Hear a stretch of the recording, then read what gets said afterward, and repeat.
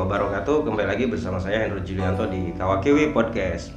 Malam ini saya sebagai relawan atau aktivis kemanusiaan ingin memberikan edukasi atau informasi kepada masyarakat terkait jaminan kesehatan atau kendala-kendala tentang jaminan kesehatan untuk berobat ke rumah sakit. Baik, jadi saya di saat mendampingi pasien yang meminta bantuan, banyak dari masyarakat yang tidak mampu sering menemukan kendala-kendala di lapangan gitu. Nah, di sini agar masyarakat bisa tahu tata caranya supaya bisa berobat yang tadinya tidak punya BPJS, bisa membuat BPJS secara cepat dan instan. Di sini saya akan memberikan informasinya. Jadi sebelum kita lanjut, jangan lupa like, komen, dan subscribe, dan tekan tombol lonceng. Nah, jadi untuk masyarakat, BPJS itu saat ini sangat diperlukan dan penting melihat kesehatan saat ini sedang tidak baik-baik saja. Banyak jenis-jenis penyakit yang tidak pada umumnya gitu kan. Musim sakit juga sekarang banyak. Jadi penting BPJS untuk menjamin diri kita di saat kita terkena musibah atau sedang sakit. Nah, baik, jenis-jenis BPJS itu kan sudah mungkin secara tata cara atau prosedurnya sudah jelas gitu kan. Ada BPJS Ketenagakerjaan yang memang itu untuk pekerja penerima upah gitu kan. Ada BPJS Mandiri juga yang kita bukan peserta penerima upah atau kita wirausaha gitu. Kita bisa daftar secara mandiri ke BPJS Kesehatan gitu.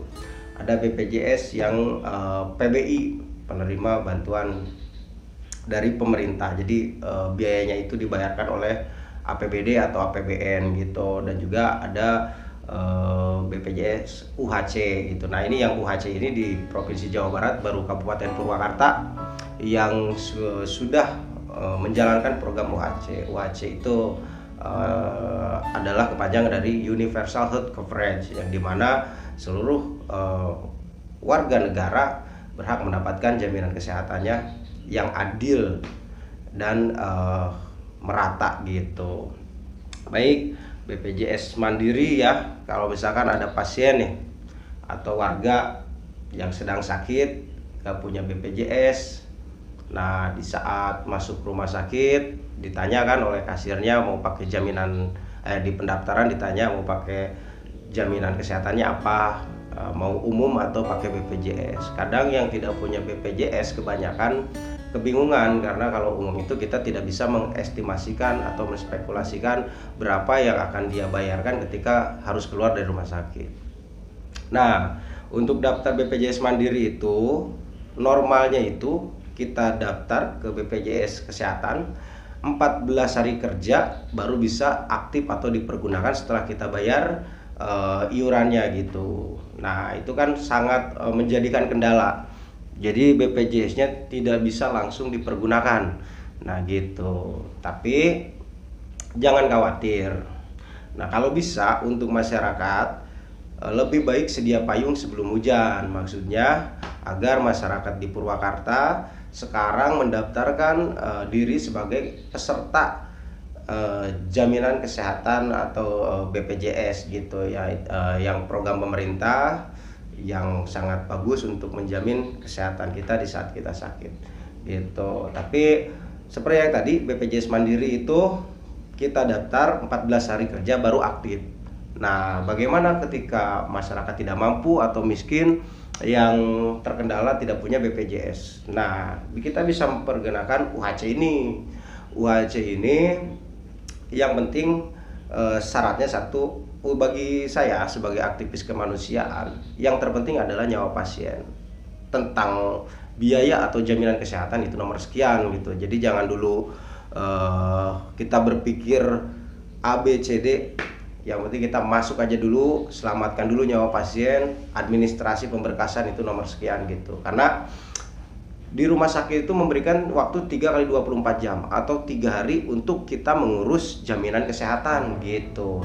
Jadi di 3 hari itu kita diberikan waktu oleh rumah sakit untuk mengurus. Nah, baik KK, KTP, SKTM. Nah, itu menjadi syarat penting ketika kita tidak memiliki BPJS dan itu menimpa kepada masyarakat miskin atau tidak mampu.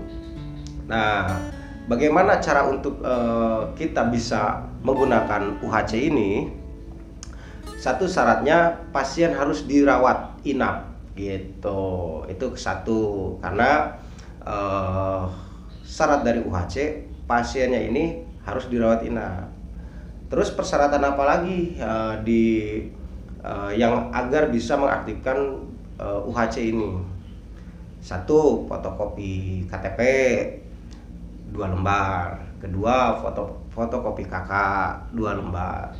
Ketiga, fotokopi surat rawat inap. Nah, surat rawat inap bisa diminta ke petugas rumah sakit. Terus SKTM dari desa. Nah, itu bisa didapatkan di desa setempat di mana pasien tersebut berdomisili. Jadi SKTM, surat keterangan tidak mampu, itu menjadi syarat untuk kita bisa mendapatkan program UHC.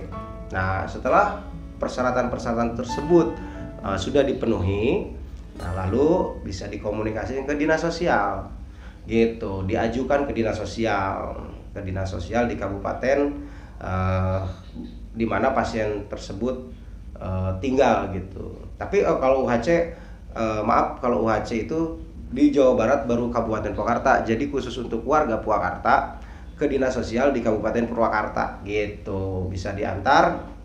Jangan sampai si pasien atau si keluarga pasien kesulitan juga gitu. Nah, di sini peran aparatur desa, baik ada kadernya gitu kan, kader kesehatan, bisa mendampingi keluarga pasien untuk mengurus jaminan kesehatannya, yang itu program UHC gitu.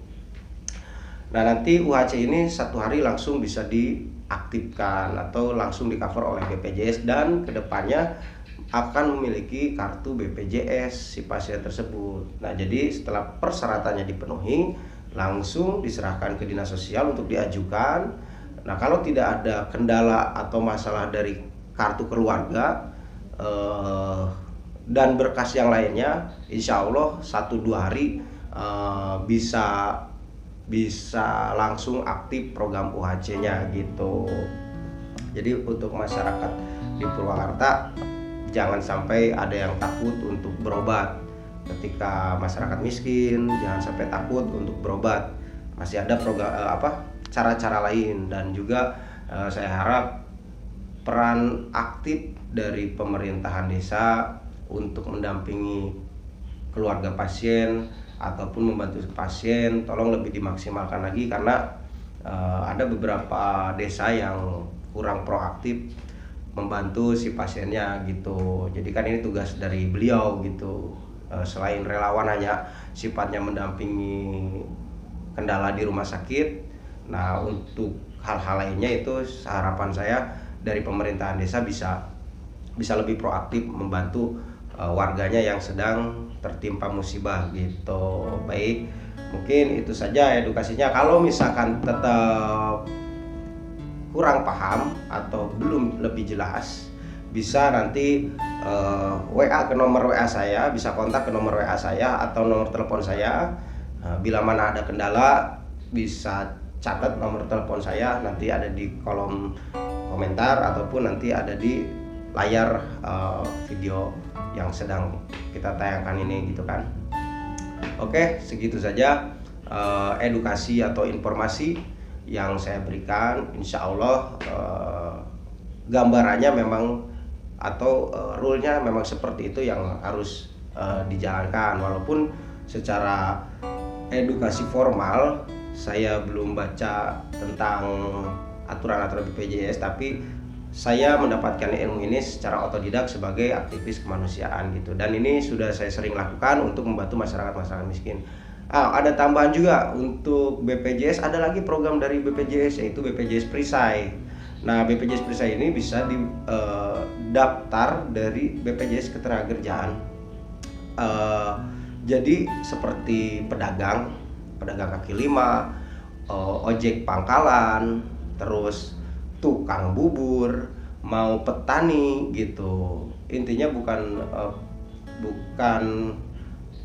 penerima upah dari, beda dengan BPJS Ketenagakerjaan yang di industri gitu. Nah, BPJS Perisai ini nanti kita bisa di cover oleh BPJS ketika kita memang sakit ataupun itu ada tunjangan kematian, atau di saat si misalkan nih ojek pangkalan nih sedang bekerja sebagai tukang ojek, terus kecelakaan laka lantas, nah meninggal, di situ ada jaminan kematian gitu. Jadi ada uang kematian totalnya kurang lebih 40 juta gitu. Seperti misalkan tukang bubur di pinggir jalan ketabrak mobil atau tertimpa runtuhan bangunan, dia meninggal, nah itu ada uang kematiannya gitu yang dikeluarkan oleh BPJS Perisai ini. Nah, BPJS Perisai ini cukup terjangkau, hanya kurang lebih 17.000 iurannya per bulan, tapi sudah menjamin diri kita dari misalkan kita sakit sudah dijamin di cover oleh BPJS tersebut gitu. Dan juga ketika kita meninggal saat melakukan aktivitas di pekerjaannya sebagai